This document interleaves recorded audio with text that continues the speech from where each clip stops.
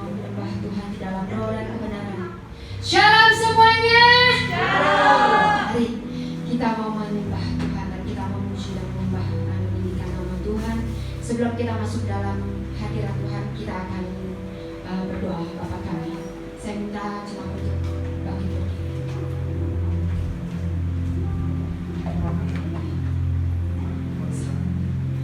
Bapa kami yang di surga, dikuduskanlah nama-Mu, datanglah kerajaan-Mu, jadilah kehendak-Mu di bumi seperti di surga.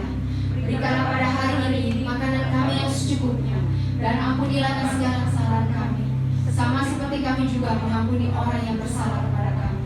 Dan janganlah bawa kami ke dalam pencobaan, tetapi lepaskanlah kami daripada hal yang jahat.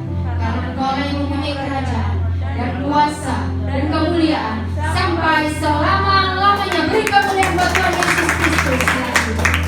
Salah satu pujian.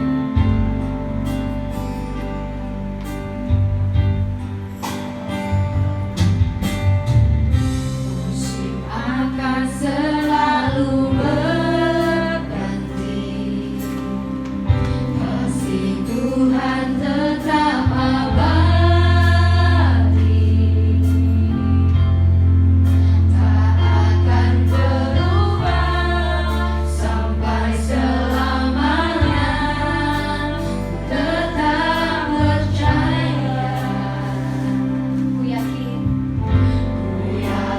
Tuhan memberkati, ku yakin Tuhan melindungi. Burung udara Tuhan selalu pelihara, burung di udara Tuhan pelihara, karena kasih-Nya. Saya katakan, Tuhan selalu menolongku, selalu menjagaku, sehelai di rambutku tak akan terjatuh tanpa seizin-Mu. Tuhan selalu menolong, Tuhan selalu melengkapi, selalu menjagaku. Dia mengenakanku dan peliharaku seumur hidup. Saudara, kita akan selalu pujian ini. Terus akan selalu berkata, akan selalu berkata. Saya minta jemaat untuk bangkit berdiri. Kan tetap abadi, tak akan berubah sampai selamanya. Tetap percaya,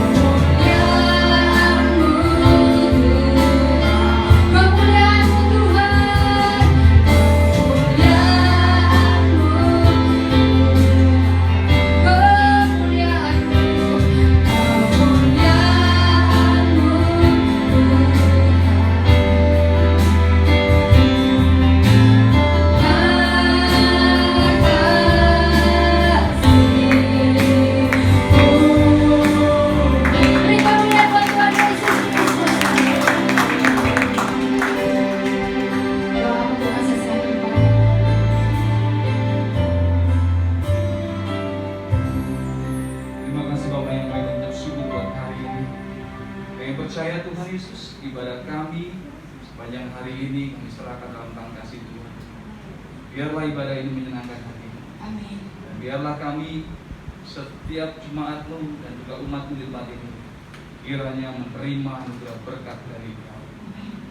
Ketika mereka datang dan mendengarkan firman, mereka disembuhkan, mereka dipulihkan. Ketika mereka yang mengalami masalah tersebut berat, Engkau beri penghiburan, bahkan Engkau beri jalan keluar bagi setiap masalah. Dan saat ini Tuhan, kami habiskan ibadah ini hanya di dalam satu nama, yaitu Tuhan Yesus Kristus. Dalam nama-Mu, semua yang percaya katakan Amin. Beri kemuliaan buat Tuhan Yesus.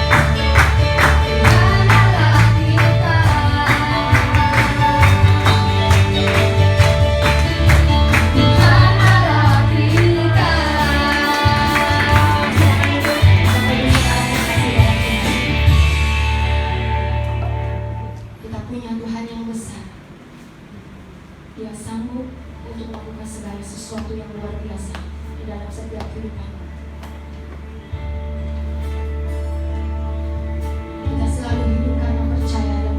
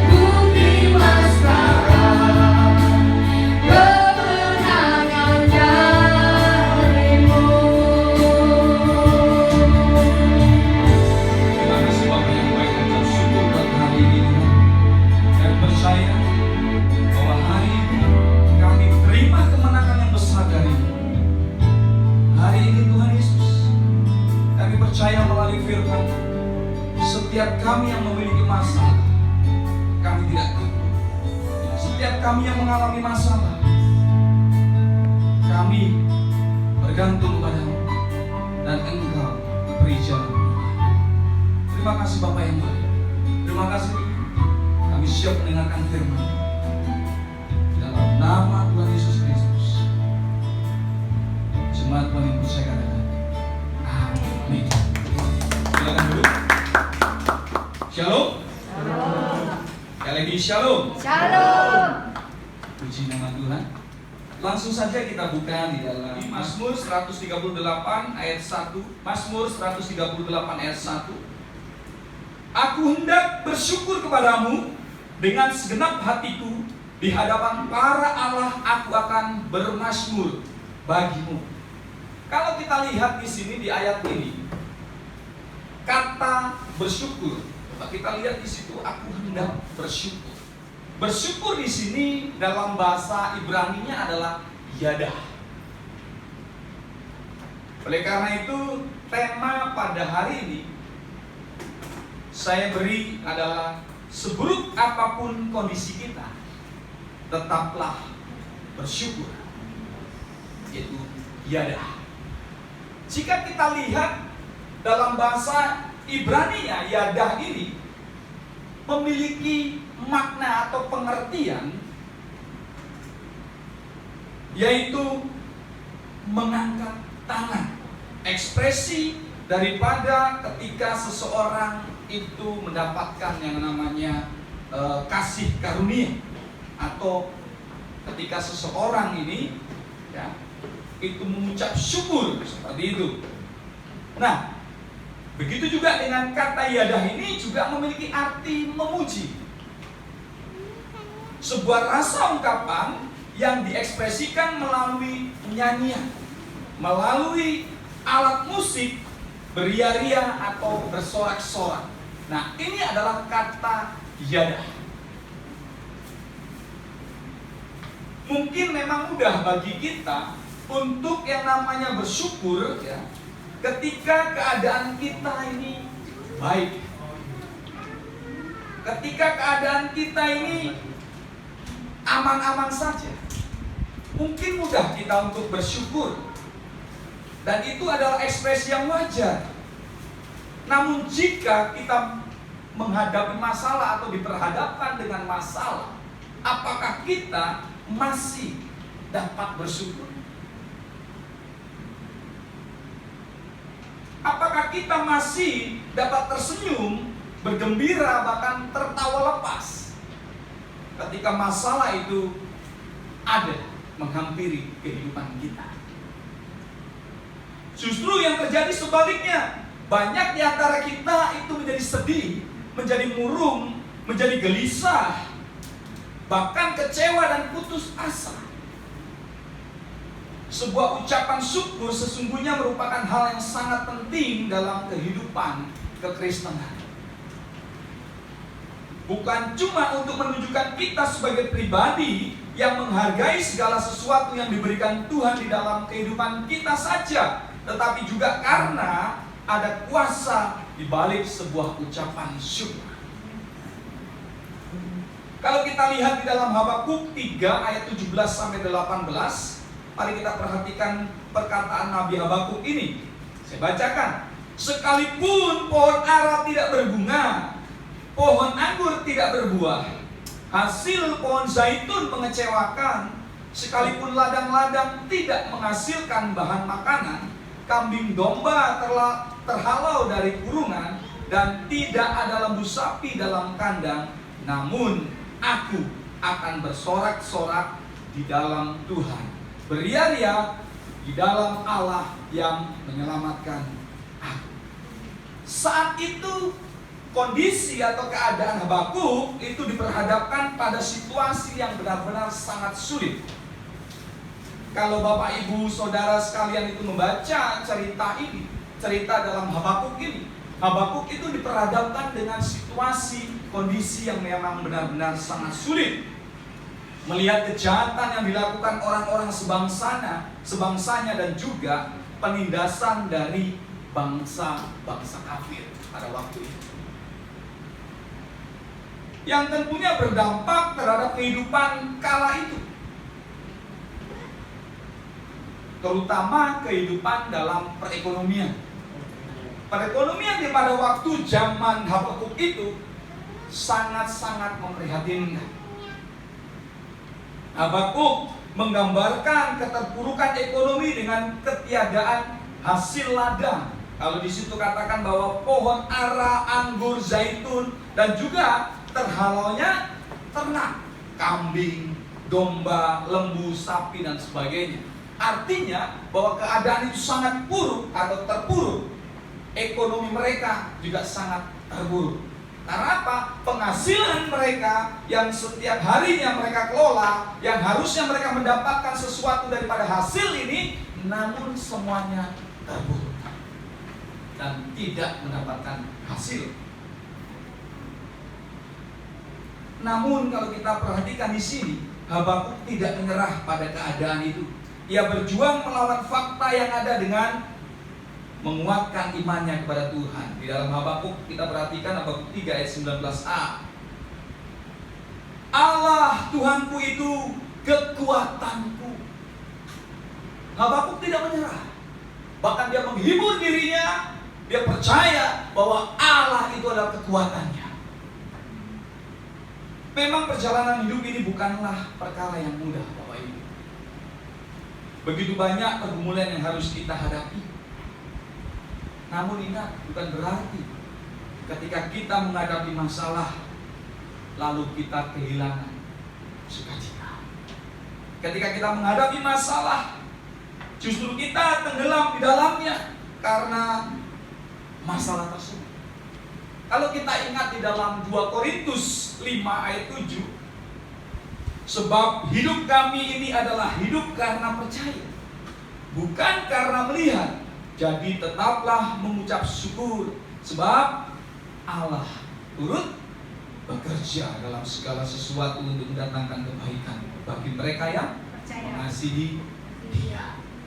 Ini tercatat di dalam Roma 8 ayat 8. Jadi kondisi kita, keadaan kita tidak boleh mempengaruhi sukacita yang ada di dalam diri kita. Masa yang sukar adalah masa yang tidak disukai oleh siapapun. Gak mungkin di sini, aku gak ada masalah ya. Aku ingin dong datang masalah terus doanya, Tuhan berikan aku beribu-ribu masalah. Ada di sini? Angkat tangan. Gak ada ya? Nanti biar Mas Niko langsung doakan. Kiranya masalah terus terjadi padamu. Pasti kita punya keinginan bahwa masalah itu kita bisa hadapi, kita bisa lepas dari masalah. Nah, termasuk orang Kristen pun sering tidak menginginkan masa sukar atau masalah itu terjadi pada dirinya. Mengapa masa sukar itu tidak disukai? Tentu ada banyak jawaban yang bisa kita kemukakan. Misalnya karena masa yang sukar itu membuat banyak orang mengalami tekanan. Masa sukar itu membuat orang bisa kecewa. Masa sukar itu bisa membuat orang juga bisa bunuh diri. Oleh karenanya banyak daripada kita tidak mau masa sukar itu mengambil hidup kita. Kalau kita lihat kembali di dalam Habakuk 3 ayat 17 sampai 19, di situ ditegaskan, sekalipun pohon ara tidak berbunga, pohon anggur tidak berbuah, hasil pohon zaitun mengecewakan, sekalipun ladang-ladang tidak menghasilkan bahan makanan, kambing domba terhalau dari kurungan, dan tidak ada lembu sapi dalam kandang, namun aku akan bersorak-sorak di dalam Tuhan, beria-ria dalam Allah yang menyelamatkan aku. Allah Tuhanku itu kekuatanku. Di sini Habakuk membuat kakiku seperti kaki rusa. Ia membiarkan aku terjebak di bukit-bukitku. Nah, Habakuk hidup dalam zaman yang memang di mana bangsa Israel mengalami sebuah penindasan oleh musuh-musuh, termasuk adalah bangsa-bangsa kafir tadi. Dalam keadaan semacam itu, tentu saja bahwa hidup mereka itu penuh dengan kegelisahan. Memang tidak gampang mempertahankan hidup di dalam iman ketika kita mengalami sebuah masalah. Saya tahu itu. Mungkin Bapak Ibu juga pernah mengalami ketika berada dalam kondisi masalah itu menghimpit kita. Mungkin kita sukar berdiri dengan iman. Saya paham itu sulit, tapi percayalah, ketika masalah kita ikutkan Tuhan di dalam, bukan hanya kita yang menanggung masalah, tapi pasti dan yakinlah bahwa Tuhan memberi jalan keluar bagi kita.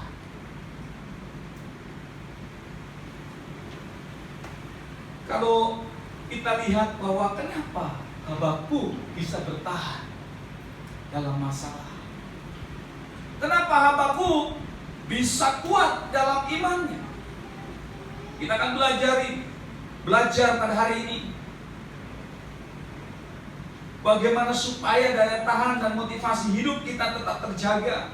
Bagaimana supaya dalam masa yang sukar ini kita tidak kehilangan motivasi, yaitu akan iman kita. Kita akan belajar daripada Habakuk, apa yang dilakukan oleh Habakuk saat menghadapi masalah. Jika kita lihat, yang pertama, apa yang dilakukan oleh Habakuk saat menghadapi masalah? Yang pertama adalah Habakuk berseru kepada Tuhan. Yeremia 33 ayat 3 dikatakan, "Berserulah kepadaku, maka aku akan menjawab engkau dan memberitahukan kepadamu hal-hal besar dan yang tidak terpahami, yakni hal-hal yang tidak kau ketahui." Dalam ayat ini disebutkan bahwa Tuhan ingin kita berseru kepada Tuhan, bukan hanya sekedar berdoa. Kita berseru, kita meminta benar-benar dengan sungguh-sungguh ketika kita menghadapi masalah. Tuhan, aku ada masalah. Tuhan, tolonglah masalahku itu. Karena yakinlah bahwa tidak ada masalah di dunia ini yang tidak dapat terselesaikan.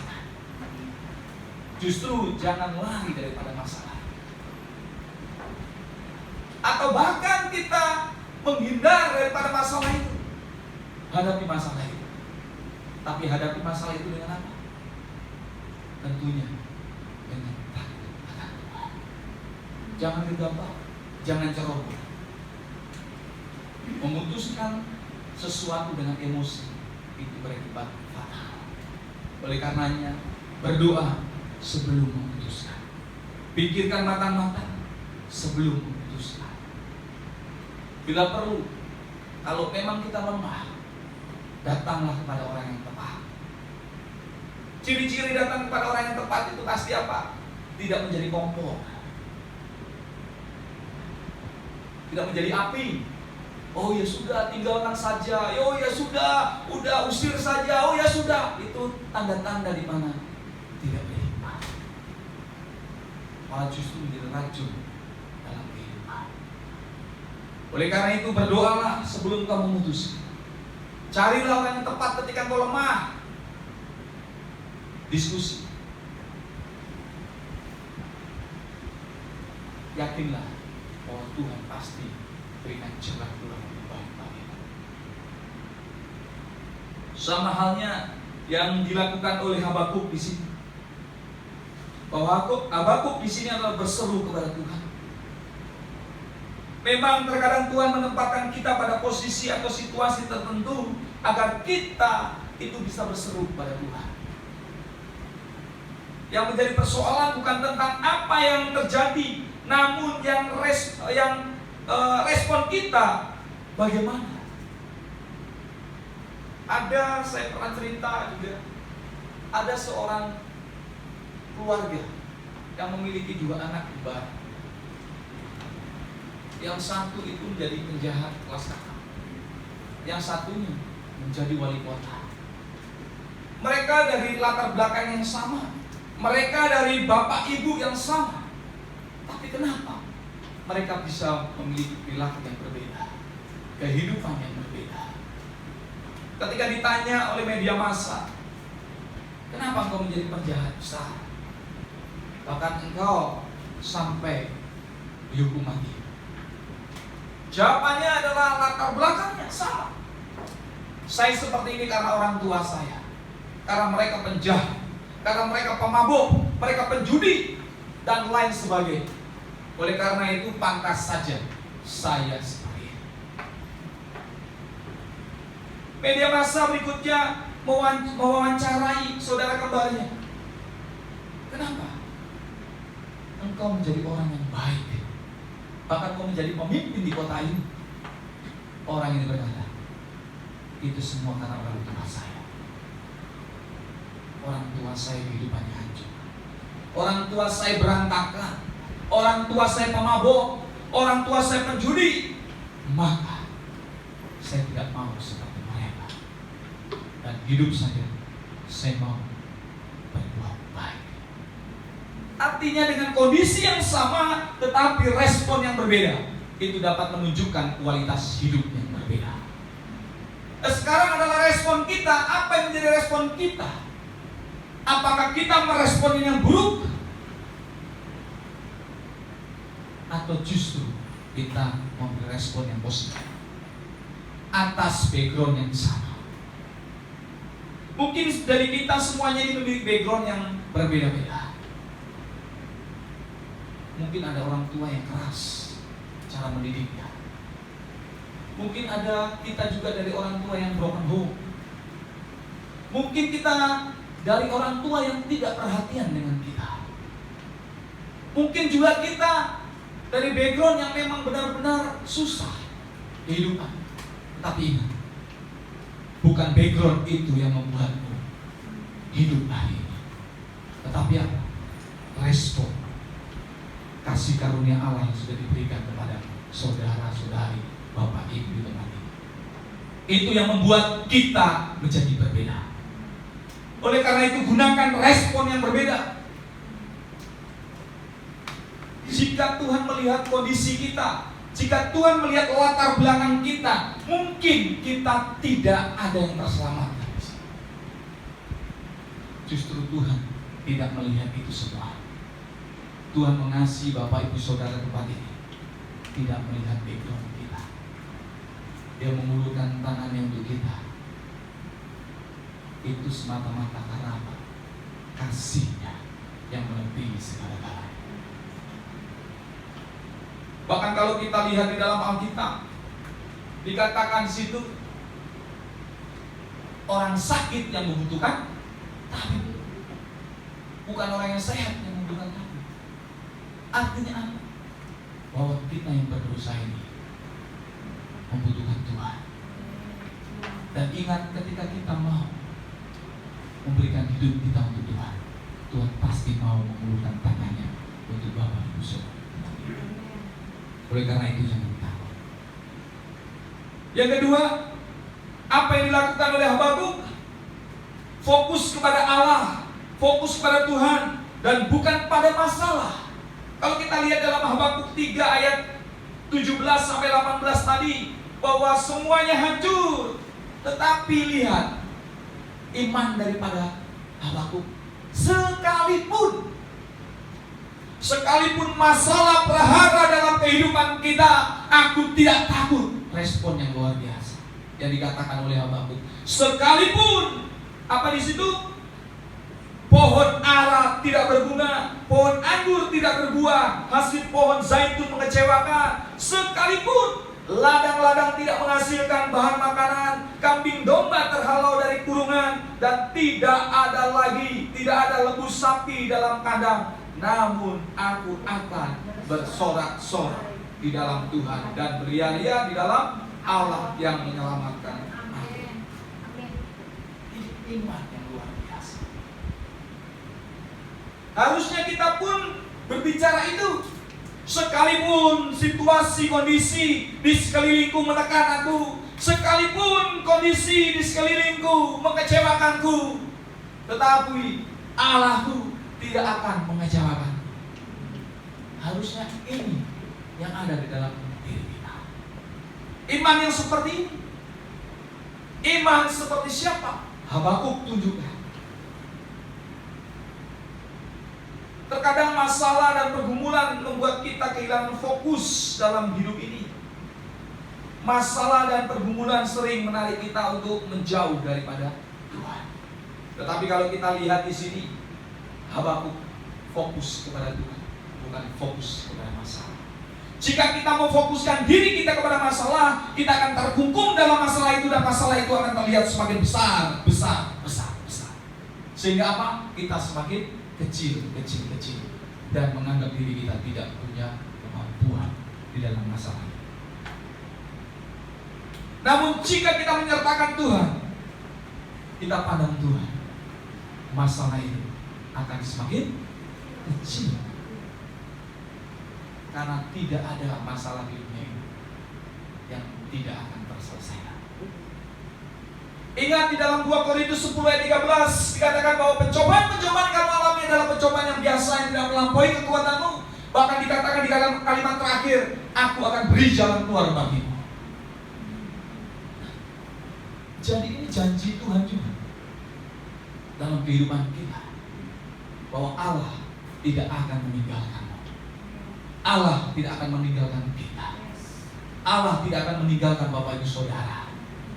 Oleh karena itu, kita harus menyerahkan totalitas kehidupan kita kepada Tuhan. Jangan lagi main-main dalam hidup ini. Dan jangan lagi juga kita menjadi kompor. Kalau katanya Mbak Sri itu kompor beladuk. Jangan. Kalau ada saudara, ada kawan, ada anak, ada siapapun yang memiliki masalah, topang dia dalam doa. Berikan kekuatan. Bukan justru apa? Dikomporin. Itu jangan. Apalagi dilemahkan. Aduh, memang kayak gitu Kevin itu. Aduh, udah jangan berteman sama dia. Apakah itu ciri-ciri Kristus ada di dalam kita? Apakah model seperti itu? Kristus ada di dalam kita, ngakunya bahwa aku anak Tuhan. Kristus ada di dalamku. Tapi giliran kita melihat orang curhat kepada kita, aduh memang gitu dia tuh, udah tinggalin aja deh. Nyusahin kamu aja. Harusnya tidak seperti itu. Berikan kekuatan.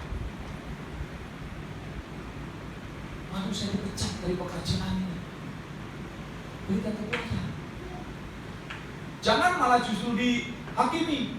Wah memang kamu itu gak bisa apa-apa. Wah terus kata-kata yang jorok-jorok, kata-kata yang negatif keluar semuanya. Sumpah serapah di situ. Apalagi orang tua yang ngomong gitu. Wah ini contohnya Kevin aja. Oh Kevin, ini berarti kan orang tuanya ada di belakangnya. Oh memang kamu itu gak bisa apa-apa. Memang ini. Itu tidak boleh. Dan ini Kevin yang bukan di sini, Kevin yang di sono. Kalau Kevin yang di sini kan Kevin yang baik-baik, Kevin yang baik, Kevin yang nurut sama mamanya. Kalau Kevin ini ya ma. Kevin gaji pertama untuk mamanya, ya ma. Kevin kalau nikah nanti istrimu kasih 10%, mama 90% ya. Oh jangan kalau itu. Nah, jadi artinya bahwa masalah itu kecil di hadapan Tuhan. Kalau kita apa? Bergantung kepada Tuhan. Kalau kita juga apa? Fokus kepada Tuhan, bukan fokus kepada masalah. Sama seperti yang dilakukan oleh Habakuk di sini. Masalah dan pergumulan adalah masa yang biasa, tidak melebihi kekuatan kita, kata 1 Korintus tadi. Itu masalah yang biasa. Nah, dengan fokus pada Tuhan, kita memperoleh motivasi rohani untuk tetap berpengharapan walaupun di masa yang sukar. Kalau kita ingat dulu ya, nah ini semuanya sudah pernah lulus SD, nah, sudah toh lulus SD, SMP. Dulu kalau kita sudah lulus SD gitu, aduh gimana ya SMP, aduh gimana ya, Giliran sudah lewat SMP, lo cuma gitu doang. Terus ada masalah lagi, aduh kalau SMA gimana ya? Sudah SMA, lewat juga. Nah, masalah itu kayak gitu. Hadapi saja, pasti lewat. Masalah tinggallah sejarah. Ya. Sejarah apa? Sejarah di mana kita pernah berpijak di situ. Seperti itulah Ibu Novi itu yang di belakang kita. Nah, jadi masalah itu tinggal sejarah. Si Tono, si siapa, Rubin, si Arnold itu tinggal sejarah. Sekarang adanya Anton.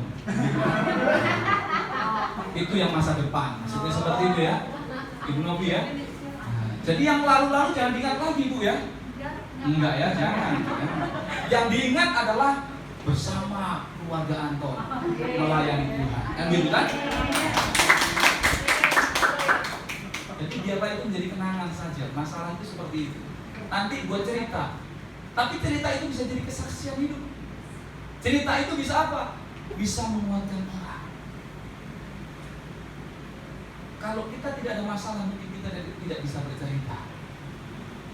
Dan kita mungkin tidak akan bisa melihat Tuhan yang begitu besar. Tadi kan katakan lagunya kan apa itu? Kita punya Tuhan yang besar. Masalah itu ada. Justru kita bisa tahu Tuhan kita luar biasa.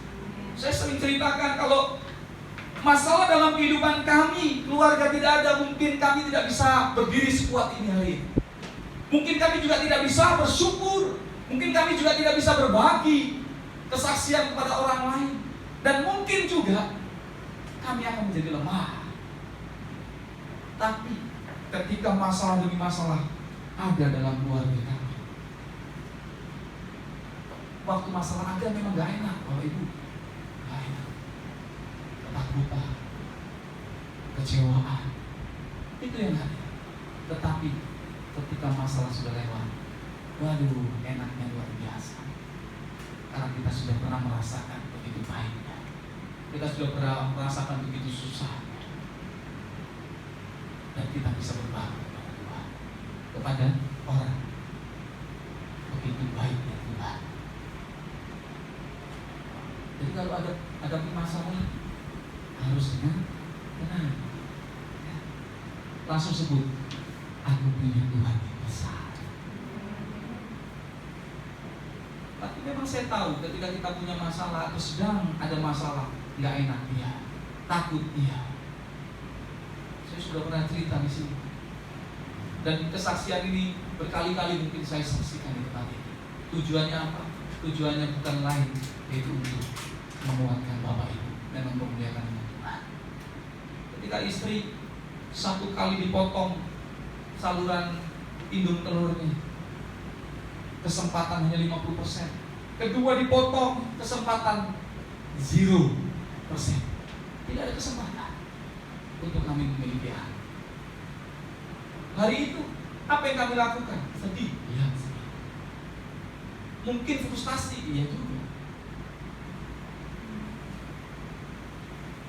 Banyak pikiran kami. Tapi kami diingatkan lagi bahwa tujuan pernikahan itu bukanlah untuk memperoleh anak. Tujuan pernikahan itu bukanlah memperoleh kebahagiaan. Tujuan pernikahan itu bukanlah kita supaya kaya, senang, gembira, dan lain sebagainya. Ingat, ketika tujuan itu tidak tercapai, maka bersedihlah kita, maka kecewalah kita. Lalu apakah dengan tujuan yang tidak tersampaikan itu dalam kita boleh cerai? No. Tujuan pernikahan lain. Tujuan pernikahan harus tahu, harus paham bagaimana kita bersama-sama saling memahami, bagaimana kita secara bersama-sama, yuk kita semakin dekat dengan Tuhan, melayani Tuhan. Nah, harusnya itu yang menjadi fondasi kita di dalam apa? Di dalam pernikahan. Dan Tuhan pasti akan tunjukkan jalan yang luar biasa. Ketika kami 9 tahun itu bukan waktu yang singkat untuk kami menikah waktu itu. Perjalanan menikah 9 tahun bukan waktu yang singkat. Mungkin banyak orang di sana ketika tujuan pernikahan hanya sekedar mencari keturunan, 9 tahun bisakah bertahan? Mungkin tidak. Tapi kita tahu bahwa tujuan pernikahan Tuhan itu, ketika 1, 2 dipotong, harapan tidak ada lagi. Tetapi karena kita paham apa itu tujuan pernikahan, kita melayani Tuhan. Dari situ Tuhan tunjukkan mujizatnya, muncullah anak-anak kami. Ini hal yang luar biasa. Tuhan tidak pernah tertidur. Tuhan tidak pernah yang namanya menutup mata untuk anak-anaknya. Ya. Tapi masalah saya ini sulit, masalah saya ini berbeda, masalah saya ini berat. Ingat, tidak ada masalah yang berat. Tidak ada. Setiap kita punya porsinya. Tapi maukah kita menjalani masalah itu? Ketika kita teguh menjalani masalah itu, kita bergantung kepada Tuhan, enggak mungkin. Tuhan yang ajaib itu, Tuhan yang besar itu, yang setiap kali Bapak Ibu menyanyikan itu, enggak mungkin mengecewakan kita. Enggak mungkin. Kami saksi hidupnya, kami mengalami itu. Pahit memang hari itu, ya pahit. Sedih memang hari itu, ya sedih. Kecewa hari itu, ya kami pun kecewa. Meskipun kami itu hamba Tuhan, kami pendeta, kami pun ada rasa kecewa. Tuhan seolah meninggalkan kami. Tapi ketika Tuhan ingatkan kembali, ada janji nikah, susah senang. Betul? Kok yang jawab Kevin? Kamu sudah menikah Kevin? Udah ucapkan janji itu. Harusnya Mas Niko yang jawab ya kan? Ini Mas Kevin yang jawab ya. Berarti sudah ucapkan janji itu sama siapa? Jadi kan susah diucapkan gitu ya. Susah senang, miskin atau kaya, itu detil sekali, ya kan? Tapi kita berusaha. Giliran beneran itu dikasih miskin, nggak mau dia. Giliran benar dikasih susah, nggak mau dia. Dan luar biasanya katanya kita beda karakter kita. Emang siapa yang suruh kau cari nikah, cari karakter yang berbeda, yang sama? Satu kandungan aja, satu bapak, satu ibu, satu dalam kandungan saja, anak kembar maksudnya. Karakternya saja berbeda, apalagi lo ambil anak orang, gitu. Terus ngomong karakternya dia ini itu dan sebagainya. Saya katakan tadi, bukan itu tujuan pernikahan. Yang belum nikah, ya. Jadi harus paham apa itu tujuan daripada pernikahan. Jangan bersedih hati ketika apa yang ada dalam kerinduan kita itu belum tercapai. Mintalah, Tuhan pasti kasih. Keraguan itu ada pada kami, ada kami. Tetapi saya dikuatkan dengan, ya saya puji Tuhan punya istri yang rajin berdoa. Ketika suaminya nggak berdoa, dia sudah berdoa. Tapi tidak nempel, nggak boleh. Nah, tetapi saya bersyukur punya istri yang takut akan Tuhan. Bersyukur. Bahkan saya juga pernah saksikan itu. Ini sudah ditutup 2 terus dia masih bilang, kalau dulu waktu ditutup 1 dia bilang gini, kita percaya Tuhan pasti kasih. Oh kasih, amin. Ini sudah ditutup 2 dia bilang bahwa Tuhan mau kasih dalam rahim saya, besok pernikahan kita. Kan mikirnya, ini nggak terima kenyataan ini, udah gila ini, kan? Realitanya seperti itu. Tapi dia bilang bahwa Tuhan akan kasih. Itu iman. Mungkin iman itu saya bisa dapatkan itu hanya membaca Alkitab. Oh ada iman seperti ini. Tapi saya nggak sadar di samping saya juga ada iman seperti itu. Iman yang belum pernah saya lihat. Jadi di samping saya bukan Pak Iman ya, tapi istri yang punya iman. Nanti dipikir bahwa, di samping Pak Gideon ada iman. Wah ini siapa ini? Bukan itu ya. Soalnya saya lihat Ibu Novi langsung matanya melotot, di samping Pak Gideon ada Pak Iman gitu. Bukan ya. saya masih suka istri saya dan akan selamanya gitu kan. Jadi saya gak akan melenceng ke Pak Iman, Bu. Sorry Bu. Jangan tegang Pak Ibu ya. Nah, jadi kita harus fokus kepada Tuhan, bukan fokus pada masalah, apalagi fokus kepada Pak Iman. Jangan. Nah, yang ketiga adalah mengandalkan Tuhan. Ini yang dilakukan oleh Habakuk. Kita lihat di dalam Yeremia 17 ayat 7-8. Diberkatilah orang yang mengandalkan Tuhan, yang menaruh harapannya pada Tuhan. Ia seperti pohon yang ditanam di tepi air, yang merambatkan akar-akarnya ke tepi batang air, dan yang tidak mengalami datangnya panas terik, yang daunnya tetap hijau, yang tidak khawatir dalam tahun kering, dan yang tidak berhenti menghasilkan buah. Nah,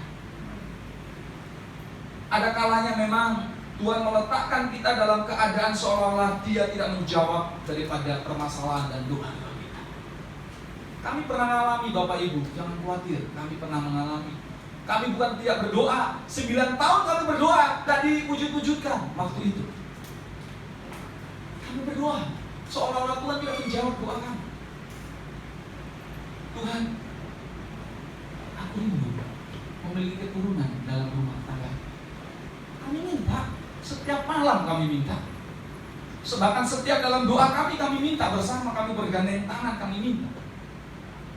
Seolah-olah benar Tuhan itu tutup mata. Benar bahwa Tuhan seolah-olah tidak menjawab doa kami. Seolah-olah kami ditinggalkan. Memang sangat-sangat menyedihkan waktu itu. Tapi ingat, kembali kepada respon. Tuhan ingin melihat respon kita. Tetapkah Bapak Ibu yang sudah menikah setia walaupun ada masalah? Memang keadaan seolah-olah Tuhan tidak adil dalam kehidupan kita. Kalau kita lihat juga dalam 2 Tawarik 20 mengisahkan tentang Yosafat yang menjadi kuat ketika apa? Menerima informasi tentang Bani Moab, dan Bani Moab ini yang akan menyerang bangsa Israel. Tapi ingat reaksi daripada Yosafat di situ. Dia bisa dibilang wajar sebagai seorang manusia, namun Yosafat tidak membiarkan hal itu menguasai hidupnya dan mengambil keputusan yang benar untuk mencari Tuhan. Kalau kita lihat di dalam 2 Tawarik 20 ayat 12 di sini, karena kami tidak mempunyai kekuatan untuk menghadapi laskar yang besar ini yang datang menyerang kami. Kami tidak tahu apa yang harus kami lakukan, tetapi mata kami tertuju kepadamu. Ini adalah doa Yosafat.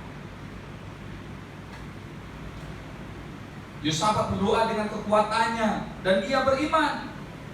Kita tahu bahwa tanpa iman kita tidak berkenan dan tidak bisa berbuat apa-apa. Oleh karena itu, kita harus menggunakan iman percaya kita. Yang ketiga, kita mengandalkan Tuhan. Andalkan Tuhan. Andalkan Tuhan. Jadi ada 3 hal yang kita pelajari hari ini melalui Yosafat. Yang pertama, berseru kepada Tuhan. Yang kedua apa? Fokus kepada Tuhan, bukan fokus kepada masalah. Yang ketiga apa? Mengandalkan Tuhan. Terus kita harus mengandalkan Tuhan dalam setiap masalah apapun dalam kehidupan kita. Mungkin masalah pekerjaan, mungkin masalah kuliah. Saya juga pernah kuliah. Masalah keuangan, saya pernah mengalami juga masalah keuangan. Tapi ketika saya mengandalkan Tuhan, semuanya Tuhan beri yang terbaik. Dan kami tidak ada kekhawatiran, karena hidup kami semuanya karena Tuhan. Kami berdua bisa lulus sampai S3 itu bukan karena kekuatan kami, karena kami mengandalkan Tuhan. Dulu rasanya lulus SMA aja sudah senang, udahlah kita kerja saja, cari duit. Tapi Tuhan beri jalan yang lain. juga harus kuliah. Dulu kuliah S1 sudah cukup lah, kuliah S1 bekerja. Ternyata masih kurang. Tuhan beri lagi, Tuhan beri lagi. Oleh karena itu, nggak ada masalah yang tidak bisa dihadapi dan tidak ada jalan keluar. Tidak ada. Setiap masalah kita pasti berbeda. Yang masih sekolah, masalah sekolahnya, studi, mahasiswa pasti juga punya masalah. Tapi kalau masalah PR itu masalah lu ya. Masalah itu Tuhan punya PR, Tuhan bantu aku mengerjakan. Memangnya Tuhan siapa? Guru lesmu? Bukan ya. Jadi kalau masalah-masalah misalnya Tuhan aku di sini engkau panggil, di tempat ini di STT perguruan tinggi engkau taruhkan aku di sini. Aku yakin aku harus bisa bertanggung jawab sampai selesai. Itu yang harus ditanamkan dalam diri kita. Yang masih kuliah, ya selesaikan kuliah yang benar.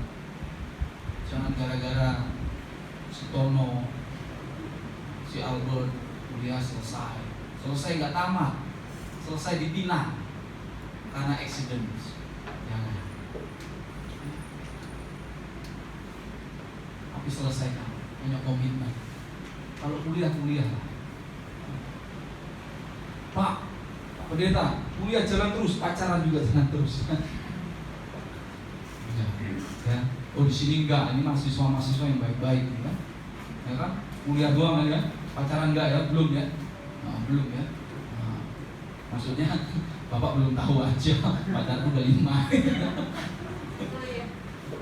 Jangan seperti itu ya. Yang bekerja juga gitu, bertanggung jawab atas pekerjaan. Ya. Jangan curi-curi ya. Misalnya harganya 5.000 buat ini mumpung orang ini kasih aja 15.000. Untungnya kan lumayan buat ibu. Walaupun buat ibumu kalau itu nggak bener nggak boleh ya. Ya Mas Kevin ya. Nggak boleh. Tapi ini bukan Kevin yang ini Kevin yang sana. Jadi walaupun itu menguntungkan terus kita tahu keuntungannya buat hal yang baik itu tetap tidak boleh. Itu Spanyol, separuh nyolong. Nggak boleh, ya kita harus jujur dalam pekerjaan kita. Dalam pelayanan juga kita harus jujur. Apapun itu pekerjaan kita itu bukan hina. Saya katakan hari ini ya, Bapak Ibu Saudara ditempatkan dimanapun itu bukan hina. Tetapi jika kita lakukan dengan penuh tanggung jawab, itu luar biasa di hadapan Tuhan. Dibanding pekerjaan kita kesannya berdasi, tetapi apa? Korupsi. Justru itu yang tidak berkenan di hadapan Tuhan. Lebih baik mungkin di mata manusia pekerjaan kita itu hina, tetapi di mata Tuhan kita bisa menunjukkan tanggung jawab kita. Begitu juga dengan yang berkeluarga. Ketika kasih tanggung jawab, bertanggung jawablah kepada keluarga, anak, istri. Kalau sudah punya anak, ya kita rawat anak kita dengan baik, bertanggung jawab. Yang sudah punya istri, punya suami, jangan lirik-lirik. Ya, kalau Novi langsung senyumnya itu lebar. Masih lirik yang sana ya, Tono, Albert dan sebagainya itu bukan ya. Nah, jangan. Mas Diko juga jangan, Mas Diko ya.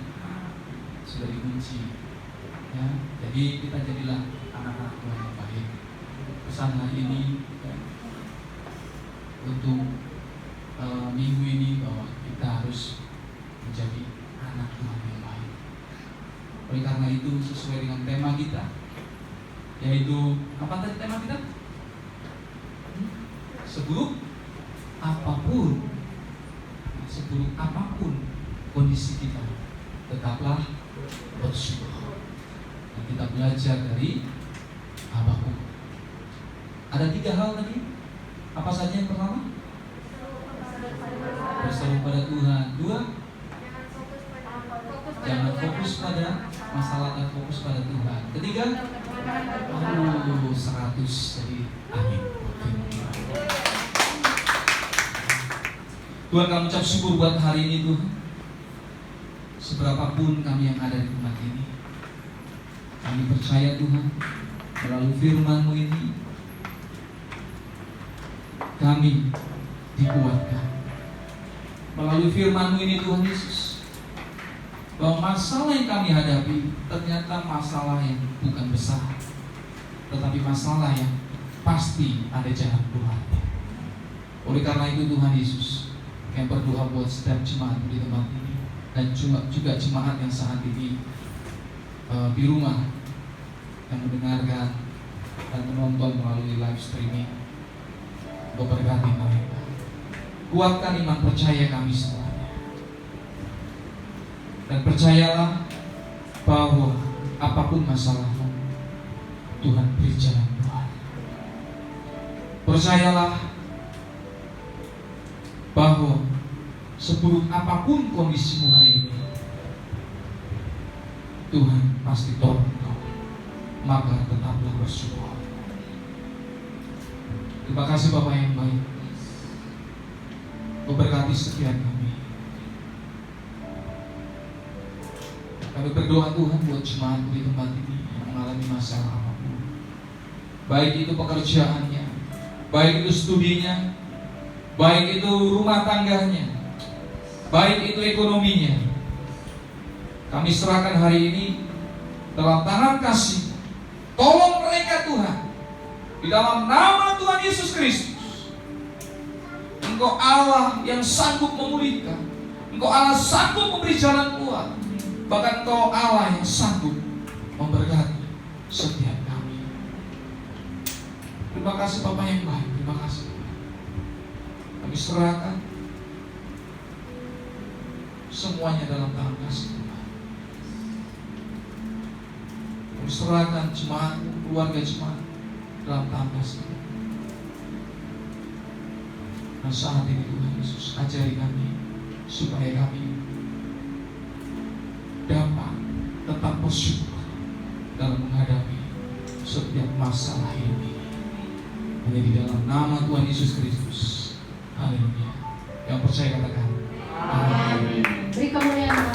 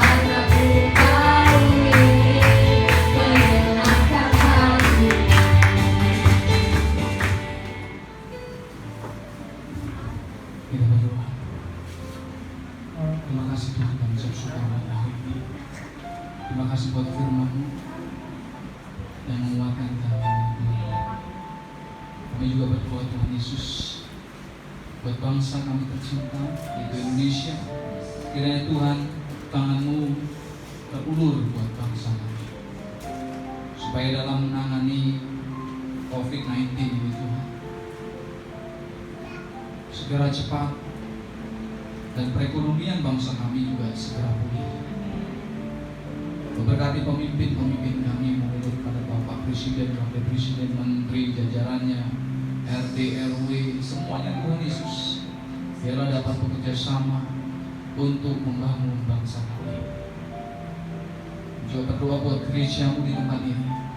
Apa yang menjadi kerinduan daripada gerejamu di tempat ini, Tuhan yang memberkati. Kami juga berdoa buat pelayanan daripada Ibu Linda Tarole dan juga Mas Yosua. Kiranya Tuhan berkati.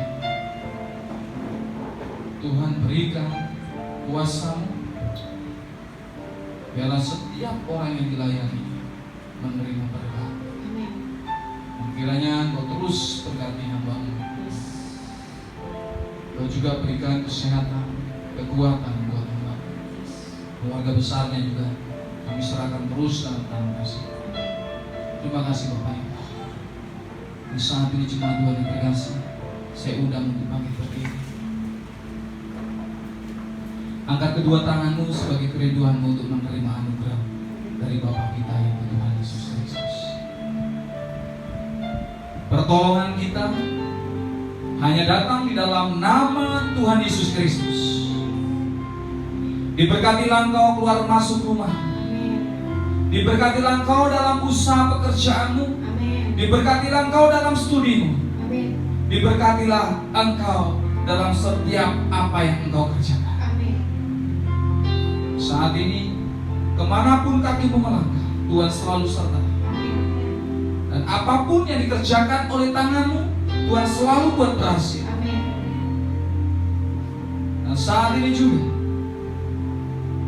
pulanglah dalam damai sejahtera Allah, kasih karunia dari Bapa kita yaitu Tuhan Yesus Kristus, dan dalam pertolongan Roh Kudus. Sama-sama yang percaya katakan amin. Tuhan Yesus memberkati.